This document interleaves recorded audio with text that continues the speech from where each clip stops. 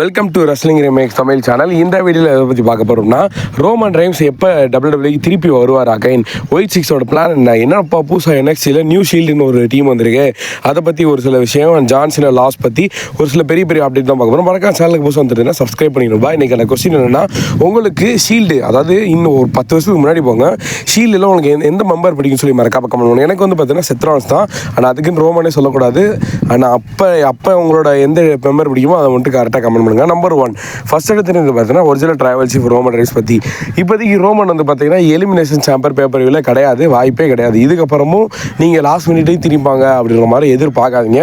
ஏன்னா இன்னும் லாஸ்ட்டாக வந்து ஃபின்பாலருக்கும் அண்ட் செத்ரான்ஸுக்கும் நாளைக்கு வந்து மேட்ச் நடக்கும் போது மெயின் ஈவென்ட் மேட்சாக. இந்த மேட்ச்சில் யார் வின் பண்ணுறாங்களோ அவங்க தான் வந்து எலிமினேஷன் சாம்பர் லாஸ்ட் மெம்பராக வந்து இருப்பாங்க. ஆல்மோஸ்ட் இது வந்து செத்ரான்ஸ் தான் கன்ஃபார்ம்.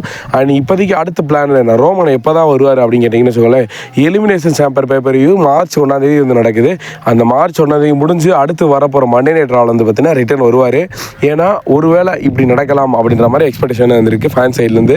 அதாவது என்னன்னா, இப்போ ஒருவேளை ஜான் சீனா வின் பண்ணிட்டாருன்னு வச்சுக்கோங்களேன், இப்போதைக்கு அவர் ஃபேவராகவே இல்லை இந்த எலிமினேஷன் நம்பர் வின் பண்ணுறதுக்கு. ஒருவேளை அவர் வின் பண்ணிட்டாருன்னா அடுத்து CM Punk அண்ட் செத் ராலின்ஸ் எம்டியாக இருப்பாங்க. அண்ட் இவங்க அதாவது CM Punk அண்ட் செத் ராலின்ஸ் அங்கே வந்து ஏதோ ஒரு விஷயனால தான் தோற்றுருப்பாங்க. அந்த அவங்களுக்கான கான்ட்ரவர்சி அகைன் வந்து ஒரு வாரம் மாதிரி அங்கே ரோமன் வந்து பார்த்தீங்கன்னா 2 வத்தி பொழந்து இந்த மாதிரி வந்து ரெஸ்ல்மேனியாவில் கிக் ஆஃப் சொல்ல ஒரு மேட்ச் வந்து கன்ஃபார்ம் பண்ணலாம் அப்படின்றவங்க சொல்கிறாங்க. அதாவது எலிமினேஷன் சாம்பர் முடிஞ்சு அடுத்த நடக்க போகிற ராவில் வந்து ரோமன் வரப்போகிறாரு, ஹாப்பியாக இருங்க. And next elimination sambar paper இல்லை, அடுத்து ஒரு மேட்ச் வந்து கன்ஃபார்ம் பண்ணிட்டாங்க. எதுக்கு அவரோட சம்மந்தமே இல்லாமல் த்ரிஸ்டாட்டஸ் வந்து உள்ளே விட்டாங்க.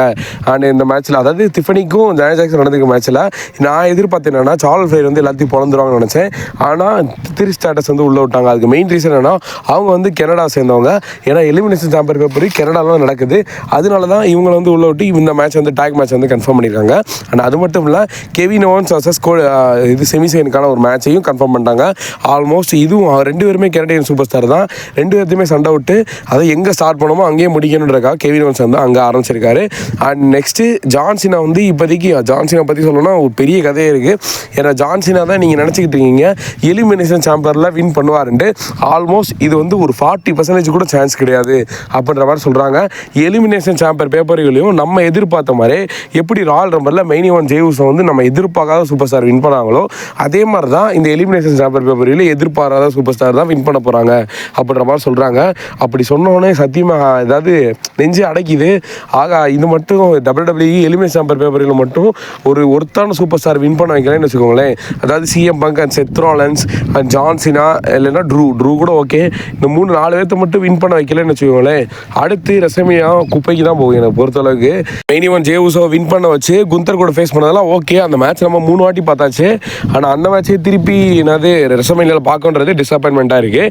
அண்ட் இப்போ ஜான் சீனா வின் பண்ணால் கரெக்டாக இருக்கும், இல்லைன்னு வச்சுக்கோங்களேன் அவ்வளோதான் அடுத்து என்ன நடக்குமோ தெரியல. நம்பர் 2 என்னன்னா, WWE நேற்று வந்து NXT வெஞ்சன்ஸ் டே வந்து நடத்தி முடிச்சிட்டாங்க சக்ஸஸ்ஃபுல்லாக.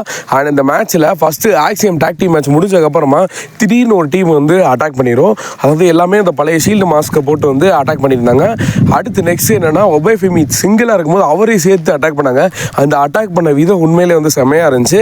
அதாவது என்னன்னா, யாருமே ஆளுக்கு ஒவ்வொரு சைட்லேருந்து அட்டாக் பண்ணி பிரித்து மேய்ஞ்சிட்டு போயிட்டாங்க ஃபஸ்ட்டு டாக் டீம். அப்போ கூட நான் அந்தளவுக்கு ஃபோக்கஸ் பண்ணல. அண்ட் ஒபேஃபெமி பயந்ததெல்லாம் லிட்டரலி இது வேறு லெவலான மூமெண்ட்டு.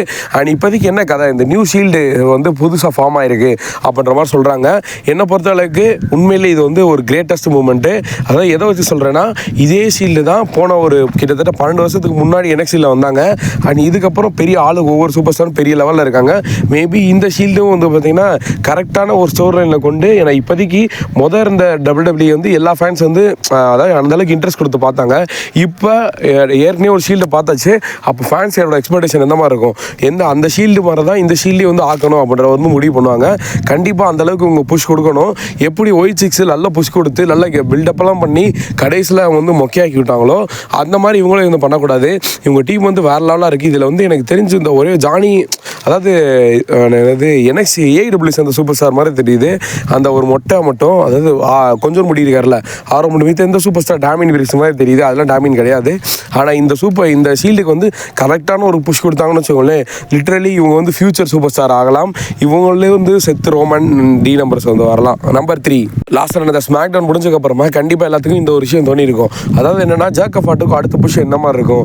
ஏன்னா வந்து சோலோ சிக்கா வந்திருந்தாரு, சோலோ சிக்கா வந்து ஜாக் ஆஃப் ஆட்டுக்கு சுத்தமாக பிடிக்கல.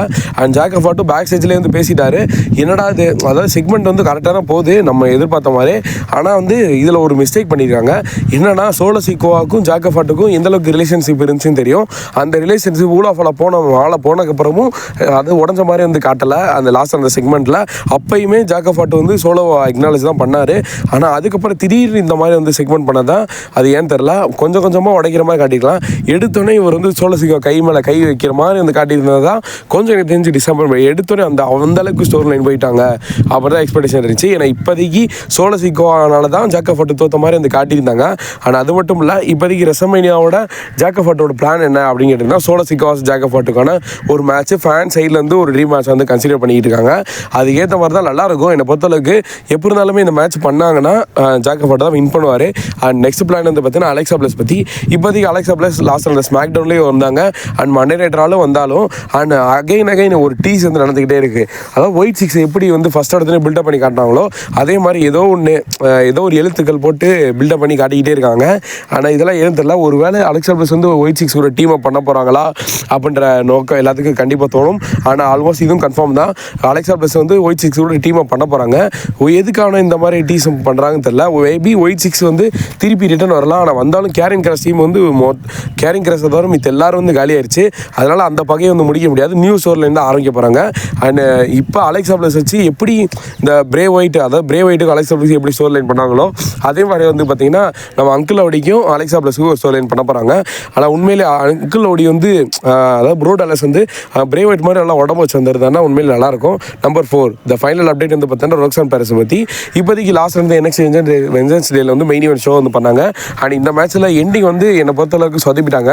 நான் எதிர்பார்த்தேன் கோர் ஜாடை வச்சு கூட பின் பண்ணி அண்ட் அதாவது ஜூலியா வின் பண்ண வச்சிருக்கலாம். ஆனால் ஜூலியா வந்து பார்த்தீங்கன்னா டேரெக்டாக ரோக்ஸானா பேரஸை வந்து பின் பண்ணியிருப்பாங்க. இதுதான் என்னை பொறுத்தளவுக்கு ஒஸ்ட் மூமெண்ட் நான் சொல்லுவேன். ஏன்னா இவங்க வந்து மெயின் ரோஸ்டர் போகிறவங்கள இந்த மாதிரி பின் பண்ணி அனுப்பிச்சி விட்டா உண்மையிலே அதுக்கப்புறம் அவங்களோட ஸ்டோர் லைன் எப்படி இருக்கும், அதுக்கப்புறம் அவங்களோட ஹைப் எப்படி இருக்கும், அதுக்கு தான் யோசிச்சேன். மிச்சப்படி வரணும் கிடையாது. கோர் ஜாடை கூட வின் பண்ணிக்கிட்டான். அதனால தான் அவங்க கோர் ஜாடை வந்து லாஸ்ட் மினிட்லேயே சேர்த்தாங்கன்னு நினச்சேன். ஆனால் அந்த மாதிரி பண்ணல. ஆனால் ரோக்ஸானா பேரஸ் வந்து பார்த்தீங்கன்னா இப்போதைக்கு மெயின் ரோஸ்டர் போட போகிறாங்க. ஆனால் எந்த பிராண்டு தெரியல. மேபி இவங்க வந்து அதாவது ஸ்மாக் டவுனுக்கு டிராஃப்ட் ஆகலாம். பிரேலி ஸ்மாக் டவுன்லாம் இருக்காங்க. இவங்க ரெண்டுத்துக்கான செக்மெண்ட்டை ஃபஸ்ட்டு ஆரம்பிச்சு அதுக்கப்புறம் WWE எல்லாம் வந்து கொண்டு போகலாம். ஆனால் டேரெக்டாக வந்து டைட்டில் புஷ் பண்ணுவாங்கன்னு எதிர்பார்க்காதீங்க. மிட் கார்டில் தான் போட போகிறாங்க. அண்ட் நெக்ஸ்ட் வந்து பார்த்தீங்கன்னா ட்ரிபிள் ஹெச் வந்து அடுத்து ஒரு பிளான் பண்ணுறாரு. ஏன்னா WWE வந்து பார்த்தீங்கன்னா ரா நெட்ஃப்ளிக்ஸ் மூவ் பண்ணது மார்ச்சுக்கு அப்புறம் நம்ம வந்து டிவியில் பார்க்க முடியாது. எலிமினேஷன் சாம்பர் பேப்பர் தான் லாஸ்ட் வந்து நம்ம டிவியில் பார்ப்போம். அண்ட் இதுக்கப்புறம் என்ன பண்ண போகிறாங்க, சோனி 10/4 என்ன பண்ண போகிறாங்கன்னா AEW வந்து சோனி 10/4 வாங்குறதா ஒரு பிளான் போய்கிட்டு இருக்கு. ஆனால் அதை கெடுத்துக்கிற மாதிரி தான் WWE TNA ரெஸ்லிங் வந்து பார்த்தீங்கன்னா அப்பப்போ ஒரு சில ஷோலாம் அந்த ஹீரோ ஸ்போர்ட்ஸ் வந்து கட் பண்ணிக்கிட்டே இருக்காங்க. நல்லா தெரியும். AEW டைனமிக் நடக்கும்போது TNA ரெஸ்லிங் இந்த ப்ளஸ் பல்வான்னு ஏதோ ஒரு ஸ்பெஷல் மெயின் ஈவென்ட் நடந்துச்சு. அண்ட் இப்போ சோனி 10/4 வாங்கிட்டாங்கன்னா ஹீரோ ஸ்போர்ட்ஸுக்கு AEW மட்டும்தான் இருக்கும். ஆனால் சோனி ஸ்போர்ட்ஸ் என்ன TNA வாங்கினாலும் அந்தளவுக்கு நான் இன்ட்ரெஸ்ட் காட்ட முடியாதுங்க. உண்மையிலே ஸ்மாக் டவுன் ட்ராமா மாதிரி வருமா? ஐ ஹோப் இந்த வீடியோ பிடிச்சி லைக் பண்ண சேனல் சப்ஸ்கிரைப் பண்ணுவா. See you next time. Thank you for watching. வேறு சூப்பர் ஸ்டார் பற்றி அப்படின்னா மறக்காம கமெண்ட் பண்ணுங்கள். தேங்க்யூ.